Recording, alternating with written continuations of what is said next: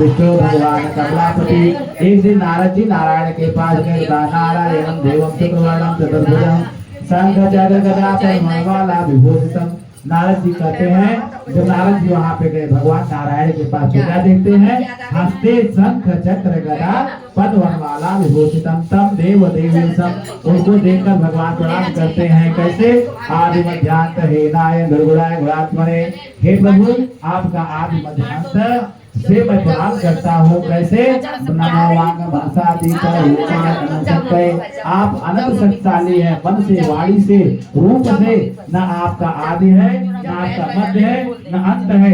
ऐसे परम ब्रह्म जिसका आगे पीछे कुछ नहीं सोचता, वही ब्रह्म है।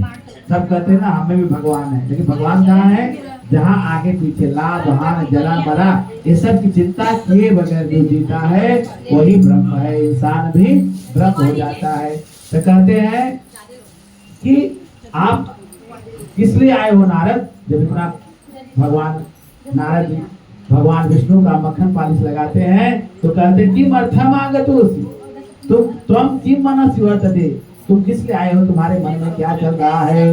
तो नारद जी कहते हैं ततो दृष्ट्वा जनान सर्वान् नाना क्लेश संबंधता। नारद जी अपनी व्यथा बताते क्या कि मरते कि मैं जब पृथ्वी लोक का भ्रमण कर रहा था, जैसे मृत्यु लोकम उपागतः, मृत्यु लोक के समीप आया तो मैंने देखा नाना जनान सर्वान् नाना क्लेश संबंधता। वहाँ नाना प्रकार के लोग हैं, नाना प्रकार की क्लेश से दुखी हैं। उनकी मुक्ति का कोई साधन बताइए। कहते तुम जानना चाहते हो तो सुनो। व्रतम अस्मि महत्पुण्यम स्वर्गे मत्ते दुर्लभम। एक ऐसा व्रत है जो स्वर्ग में तो दुर्लभ ही है, लेकिन मृत्यु लोक में भी दुर्लभ है। कहते क्या? कहते सत्यनारायण व्रत कथा। जो इसको प्रेम पूर्वक कहता है और सुनता है वह कृत्वा सभ्य इस लोक में सुख होकर अंत में भगवान के परम धाम वैकुंठ लोक को जाते हैं। नारद जी कहते हैं प्रभु और कोई उपाय बताइए, इसका विधान भी बताइए। कहते हैं विधान क्या है? कहते हैं पहले सबसे पहले फल जान जाओ। क्या? दुख शोकादि शमनम धन्य धान्य प्रवर्धनम। यदि आप दुख में पड़े हुए हो तो दुख नष्ट हो जाएगा, शोक में पड़े हुए हो जाएगा, धन नहीं है तो धन की वृद्धि हो जाएगी। कहते विधान, कहते सपादम सर्वभक्ष्याणि जयकीर्ति कहे। ऐसा जो भी भोग लगा भगवान को सवाया लगा के भगवान को निवेदित करो। अभिप्राय दक्षिणा दान, ब्राह्मण को दक्षिणा दान दो। और यह नित्य गीतम कहेगा श्रोता के लिए ये अपने घर से चले तो भगवान का नित्य गीत करते हुए चले। और ततस्वगृहं गच्छेत्, अपने घर भी जाए तो भगवान का कथा का गुणगान करने जाए।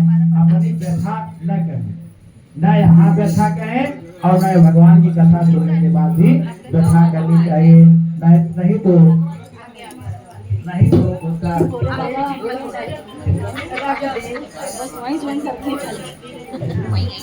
वृंदावन बिहारी लाल की जय।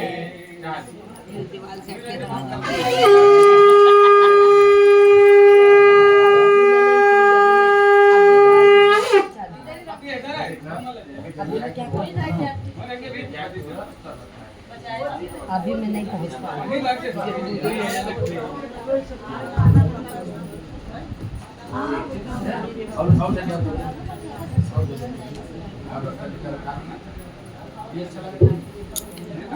हरि ओम। दूसरे अध्याय में कहते हैं सबसे पहले किसने कथा किया?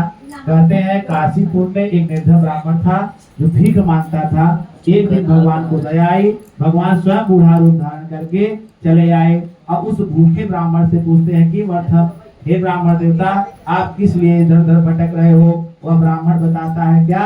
उत्तम खेती मध्यम बान अधम चा गरीब भीख है निदान। भीख मांगता हूँ, भीख ही मांगना मेरा एक कारण है और इससे भी मैं अपने क्षुधा की पूर्ति नहीं कर पाता हूँ। कहते एक उपाय बताओ करोगे? कहते सत्यनारायण व्रत कथा। वह ब्राह्मण कहता है चलो बड़े बड़े ब्राह्मण मिले, कोई राहु की शांति बता दिया, कोई काल सत्य बता दिया, कोई कैसा भी यज्ञ बता दिया, लेकिन आपको कथा बता रहे, हम कल कथा ही करेंगे। मन में विश्वास किया और वह कल ठान लिया कि आज जो भीख मांगने से धन प्राप्त होगा कल मैं अवश्य में सत्यनारायण भगवान की कथा सुनूंगा। वह ऐसे नगर में चला गया जो जहाँ खूब सारा धन पाया और ले आकर भगवान सत्यनारायण भगवान की कथा सुना। कहते वह ब्राह्मण में ई लोके सुखम भुक्त्वा, इस लोक में सुख भोगकर अंत में भगवान के परम धाम वैकुंठ लोक को चला गया। एक दिन उस ब्राह्मण के मन में विचार आया, आज मैं सुखी हो गया हूँ, आज सत्यनारायण की महापूजा, आज सत्यनारायण की महापूजा का आयोजन किया हुआ ब्राह्मण और अपने पुराने से पुराने मित्रों को बुलाया। एक उसका मित्र लकड़हारा था, लकड़हारा भी आया। बोले ब्राह्मण देवता तो मेरे सामने भीख मांगते थे, एक घर, गाड़ी, बंगला, मकान, ये कैसे हो गया? भाई ब्राह्मण बताएगा पूजा पाठ, डॉक्टर बताएगा टैबलेट खा लो, ओझा पास जाओ तो लौंग इलायची बताएगा कि लौंग तोड़ो, ऐसा करो करो, जिसकी जो विधा है वो विधा बताएगा। ब्राह्मण बताया कि सत्यनारायण भक्त एक ही नाम, एक ही बति, एक ही काय वचन मन पद पद प्रेमा, यही एक प्रेम है। सत्यनारायण भगवान की कथा करो और जो करता है वह सुख भोगता। लकड़हारा भी ब्राह्मण देवता की बात मानकर अगले दिन ठान लिया, आज लकड़ी बेचने से जो प्राप्त धन होगा कल सत्यनारायण भगवान की कथा सुनूंगा। वह लकड़हारा भी ऐसे नगर में गया, नहीं कल्याण लकड़ी बेचता और लकड़ी का 10 रुपए मिलता। वह कहा गया जौहरी मार्केट में, जहाँ 2 लाख रुपए मिला, खूब सारा धन लिया कर और कथा सुना, भगवान पर विश्वास हो गया। कहते ना, जा पर कृपा राम की हुई, ता पर कृपा करें सब कोई। जिसमें प्रभु की कृपा हो जाती है वो सोचता है नहीं अब मैं कुछ करूंगा, अब मैं कुछ करूंगा, और जिस पर नहीं होता वह तमाम बहाने बनाते रहता, अभी ये नहीं हुआ, ऐसा हो गया, ये हो गया, वो हो गया, उसके तमाम बहाने हैं। क्यों? परंतु कैसे दुनिया भर का टीका टिप्पणी करने लगता है। जिसका बनना होता है वो केवल सुनता है। क्या? जैसे लकड़हारा सुना और जो सुनाया वो समझे कभी उसका विकास नहीं होने वाला। प्रेम बिहारी लाल की जय। कह रहे तीसरे अध्याय में अब किसकी कथा बताए? दुख शोक नष्ट हो गया, लेकिन धन और धान, इसको संतान नहीं है, उनकी कथा बताते हैं। क्या? उल्कामुको नामक राजा, जितेंद्रिय सत्यवादी। एक उल्कामुक नामक राजा थे जो जितेंद्रिय थे, सत्यवादी थे, धीरे धीरे देवालय, प्रतिदिन देवालय जाते थे। उनके कार्यों में उनकी पत्नी सुशीला, सुंदर शील वचन बोलने वाली उनकी पत्नी थी सुशीला। वह अपने पति के साथ रोज जाती थी, भगवान की पूजा करती थी। एक दिन की बात है, उसी समुद्र के किनारे व्यापारी मार्ग लोग जाते थे, पहले सड़क वड़क नहीं था, पहले लोग समुद्र के किनारे नाव से जाते थे। और बोला व्यापारी था, ये सोचा राजा है, इनके पास किस चीज की कमी है, चले इनसे कुछ पूछ लेता, क्यों इतना कथा पूजा सुन रहे, क्यों इतना बड़ा खर्चा कर रहे, इतना बड़ा आयोजन कर रहे हैं। तो आया, पूछा, बोला आप क्यों कर रहे हो? भक्ति से प्रेम पूर्वक है, क्या कर रहे हो? तो व्यापारी तो भाई राजा था, व्यापारी के पूछे जाने पर राजा उत्तर नहीं दिया, गंभीर होता है। लेकिन जहाँ महिला बैठी रहे और जब से उस प्रश्न का उत्तर न देते तब से उनके पेट का पानी भी नहीं पड़ता, ऊपर नीचे होने लगता है। तो उत्तर देती है, क्या कहती है? कहती है उत्तम खीर, बड़े सुंदर वचन में कहती, क्या?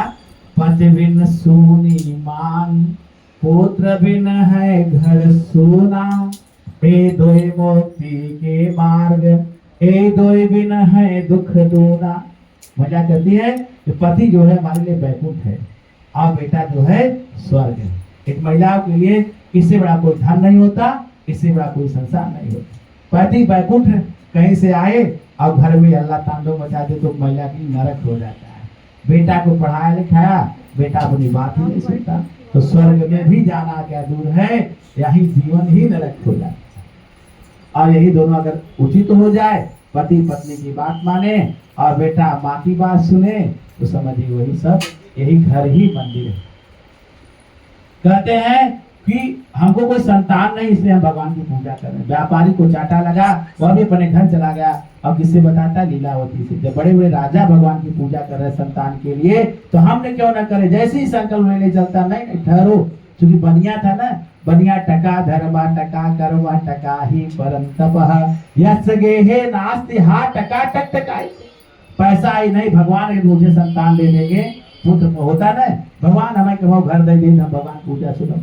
अरे भाई जब से घर न दे तब से खाना न छोड़ दे, कुल 100 श्रृंगार दूर हुआ। हाँ, तो भगवान की पूजा करने से एक घर नहीं 10 घर मिल जाता है, लेकिन सच्चे भाव से करनी चाहिए। ऐसा नहीं भगवानों के दान दे 1 महीना के लिए।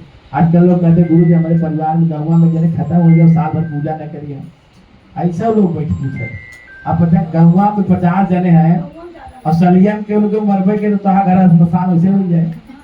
हाँ, इसलिए षष्ठी का विधान है। वह लीलावती से कहने मैं पूजा करूंगी, तब बनिया रोक देता है, कहने जब भगवान मुझे संतान दे देंगे फिर मैं पूजा करूँ।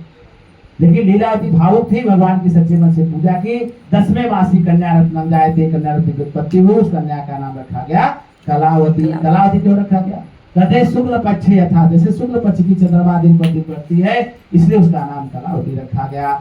अब एक दिन लीलावती कहती स्वामी कथा सुन लीजिए। कहते नहीं, 10 कन्या विवाह समय, इस कन्या के विवाह के समय कथा सुनूंगा। और फिर कुछ दिन बीत जाने पर कहते विवाह कर दीजिए। बनिया सोचा विवाह करूंगा, ज्यादा दहेज देना पड़ेगा और कथा सुनना पड़ेगा, कथा में पंडित जी को दक्षिणा भी देना पड़ेगा। इसलिए गया मंदिर में आनंद फानंद में विवाह कर दिया। कांचन नगर में गया, उत्तम वर का खोज करके धरुआ विवाह कर दिया। न दक्षिणा दे बोले, न दहेज दे बोले, सबसे भी छूट गया। कुछ लोग ऐसे भी चालाक होते हैं, कैसा काम करो कि जिंदगी छूट जाए ऐसे काम। अब भगवान नाराज हो गए, वो अपने व्यापार करने निकल पड़ा था। अभी तो अकेले व्यापार करता था, अभी कल्याण में घूमता था। अब आगे थाना में दामाद घूम रहा है, अब कल्याण में अपना घूम रहा है। लेकिन जब भगवान की भूखी पेड़ हो जाती है तो दामाद और बनिया दोनों परेशान। एक दिन की बात है, चित्रकेतु के नगर में चोरी हो गई और ये लोग व्यापार करते करते बगीचे में विश्राम करने लगे। और चोर लोग सोचे मैं पकड़ा जाऊंगा, चोरी किया हुआ धन इन्हीं के पास रखकर निकल पड़े। और चंद्रकेतु के सिपाही इन्हीं को चोर समझकर पकड़ ले गए। विपत्ति आती तो चारों तरफ जाती है। उधर लीलावती कलावती अपने घर में सो रहे, जो घर में डाका पड़ गया, खाने पीने को कुछ नहीं, भूख प्यास से तड़पने लगी। बगल वाले गांव में कथा हो रहा, कलावती सोचती वहाँ पूजा हो रही, कुछ कथा पूजा सुनूंगा और एक गिलास पंचामृत मिलेगा, 2-4 ठेरोट मिल जाएगा और हलवा मिल जाएगा, हमारा पेट तो भरेगा। अब बेटियों को माँ की बड़ी चिंता होती है, तो माँ के लिए भी मांग लूंगा तो आज की व्यवस्था तो हो जाएगी। तो लेकर गई, लेकिन माँ को बहुत गुस्सा आई। लेकिन बेटी एक दिन में हम गरीब हैं, तुम कहाँ कहाँ घूम रहे भाई? हर माँ बाप को अपने बच्चों की चिंता होती है। और भला बुला कहने लगी कलावती को। कलावती की आंखों से आंसू आने लगे। माँ मैं तो कथा सुनने गई थी। क्या सुनी? कहे सत्यनारायण भगवान की कथा। भाई उसमें क्या सुनी बताओ तो। कहे हम बहुत कुछ संस्कृत नहीं समझ, पहले संस्कृत में कथा होता था, हिंदी में तब होने लगा। पहले कोई भी संस्कृत में कथा कहता। हाँ क्यों? देखिए माता कह रहे हैं देववाणी, तो कहे हम ज्यादा नहीं समझ पाए। लेकिन दुख शोक आदि समरम धन्य दान प्रवर्धनम, दुख आदि शोक नष्ट हो जाता है, धन धान की वृद्धि हो जाती है। तो लीलावती को अपने पति की बात याद आ गई और संकल्प बेटी बेटी मैं कल कथा सुनूं, चाहे जो हो जाए। कलावती कहती कैसे सुनूं माँ, अभी तो मेरे पास कुछ नहीं है, कहीं जो मंगल सूत्र है यही कल बेच के मैं कथा सोचूं। यह एक महिला के लिए क्या होता है? पति परमेश्वर, भगवान केवल परमेश्वर है, लेकिन यह क्या है? केवल पति परमेश्वर। ऐसा ना है कि खूब तीज व्रत है, करुआ चौथ, कौन कौन व्रत आएगा, सवेरे बता संध्या झाड़ू लड़ाई हुई है। होता है सपने और दुख ना है। कहते जो महिला सपने में भी पति से झगड़ा कर लेती है उसका सब व्रत नष्ट होगा। जितना आज तक पूर्ण किया हुआ व्रत है, अगर सपने में भी पति से कहा हो गया तो सभी व्रत का प्रभाव नष्ट हो जाता है। लेकिन एक सतीवती महिला थी लीलावती ने, इसलिए पति के लिए संकल्प करती थी। अगर वो सतीवती महिला जो भी संकल्प ले ले तो उसमें भगवान से भी ज्यादा तेज आ जाता है। तो हमें करने वाली जो भगवान की ज्यादा पूजा कर भक्ति करता है, वास्तव में उसमें भगवान से भी ज्यादा शक्ति है। और संकल्प लेती, संकल्प लेने मात्र से